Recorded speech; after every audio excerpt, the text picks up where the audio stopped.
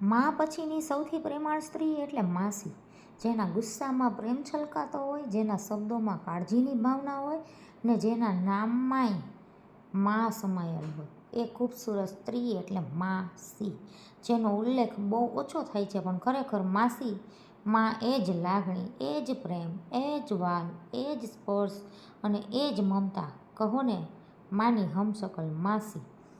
જ્યાં જીદ કરી શકો, મન ભરીને રડી શકો, જ્યાં ગુસ્સો કરી શકો, પોતાના મનની વાત બેઝિઝક જણાવી શકો, એટલે માસી માં. દરેકના જીવનનું ખૂબસૂરત પાત્ર છે. નાનપણમાં આપણને ખરોચ આવતી ત્યારે દુઃખી થઈ જતા, ને મોટા થયા બાદ જો એમને દુઃખ પડે તો આપણો જીવ ત્યાં જ અટકી જાય. આ જ તો છે વાલ, જેનો કોઈ નિયમ નથી હોતા કે ના કોઈ શરતો હોય. બસ જોઈ છે તો માત્ર ને માત્ર લાગણીઓ, એકબીજા પ્રત્યે પ્રેમભાવ, આદર